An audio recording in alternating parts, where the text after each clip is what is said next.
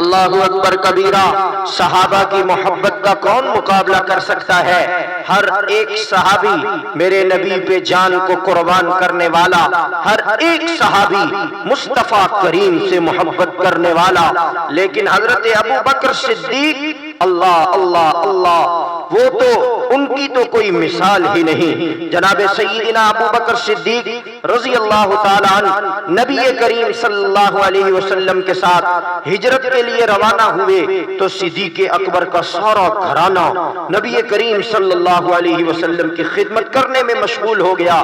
ذرا آپ غور تو کیجئے کہ حضرت ابو بکر صدیق رضی اللہ تعالیٰ عنہ خود نبی کریم صلی اللہ علیہ وسلم کے ساتھ تشریف لے جا رہے ہیں، اور اپنی بیوی سے کہا کہ ہمارے لیے کھانا بنا دینا، بیٹے سے کہا کہ سرداران قریش کی سب باتیں رات کو ہمیں پہنچا دینا، غلام سے کہا کہ ریوڑ چرانے کے بہانے دودھ پہنچا دینا، اور اپنی بیٹی اسما سے کہہ دیا کہ تمہاری ماں تمہیں کھانا بنا کر دے گی، تم وہ کھانا ہمیں پہنچا دینا۔ اللہ اکبر۔ چنانچہ سیدہ اسما بنت ابی بکر رضی اللہ تعالی عنہا غار ثور میں کھانا پہنچاتی رہی۔ ایک مرتبہ حضرت اسما کھانا لے کر جب حاضر ہوئی تو اللہ کے محبوب صلی اللہ علیہ وسلم نے دیکھا کہ پیشانی پر زخم کا نشان پڑا ہوا ہے، مرجھائی ہوئی سی طبیعت ہے۔ پوچھا اسما بیٹا کیا ہوا؟ اسما کہنے لگی اے اللہ کے محبوب صلی اللہ علیہ وسلم، کل جب میں کھانا دے کر واپس جا رہی تھی تو راستے میں ابو جہل مل گیا۔ وہ کہنے لگا اے ابو بکر کی بیٹی، تجھے تو پتا ہوگا کہ تیرا باپ کہاں ہے، اور جہاں تیرا باپ ہوگا وہی مسلمانوں کا پیغمبر ہوگا۔ تو مجھے بتا کہ اپنے باپ کا پتہ مجھے دے کہ تیرا باپ کیا ہے، کہاں ہے۔ کہتی ہیں کہ میں نے اس سے کہا اے ابو جہل، مجھے پتا ہے کہ میرا باپ کہاں ہے، مجھے یہ بھی پتا ہے کہ میرے نبی کہاں ہیں، لیکن میں تجھے نہیں بتاؤں گی۔ اس نے آگے سے کہا تجھے پتا ہے اگر تو نہیں بتائے گی تو میں تجھے ماروں گا۔ یا رسول اللہ، میں نے کہا کہ تم مارتا رہ، میں نہیں بتاتی۔ چنانچہ میں ڈٹی رہی۔ اے اللہ کے نبی، اس نے اچانک ایک زوردار تھپڑ میرے چہرے پر لگایا جس کی وجہ سے میرے دانتوں سے خون نکل آیا۔ اللہ کے نبی، میں نیچے گر پڑی، پتھر پہ میری پیشانی لگی اور خون نکل آیا۔ اس نے مجھے بہت مارا کہ بتا دے، مگر میں نے اس کی مار برداشت کر لی لیکن بتایا نہیں۔ بالآخر میں نے کہا اے ابو جہل، تیرا جتنا جی چاہے تو مجھے مار لے، میں اپنے آقا کی جان تو تیرے حوالے نہیں کروں گی۔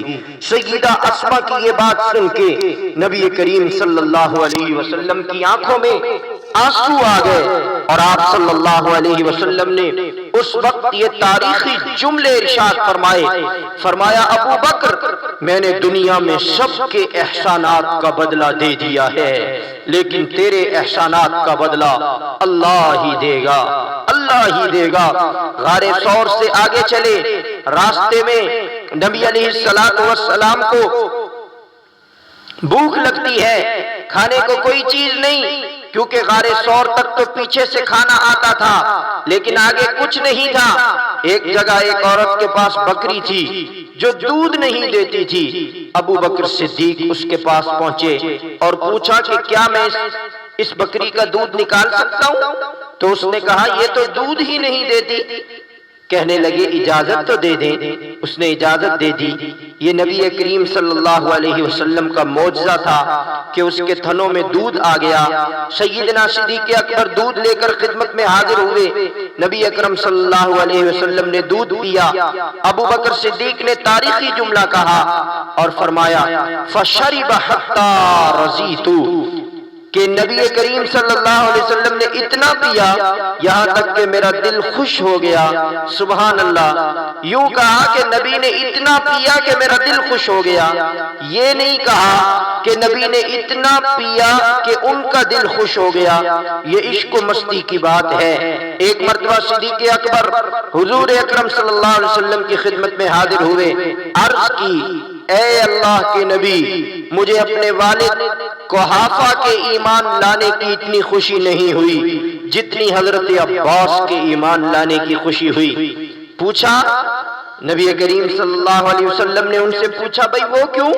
عرض کیا کہ ابو قحافہ اگرچہ میرے باپ ہیں اور ان کے ایمان لانے سے مجھے خوشی ہوئی، مگر حضرت عباس آپ کے چچا ہیں اور ان کے ایمان لانے سے آپ کو خوشی ہوئی، مجھے اپنی خوشی سے آپ کی خوشی زیادہ محبوب۔ میرے دوستو، یہ اس لیے تھا کہ سیدنا صدیق اکبر کو نبی کے ساتھ نسبت اتحادی تھی۔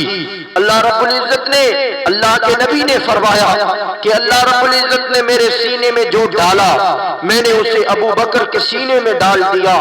یہ اتباع کامل کی وجہ سے تھا، اتباع کامل کی وجہ سے تھا۔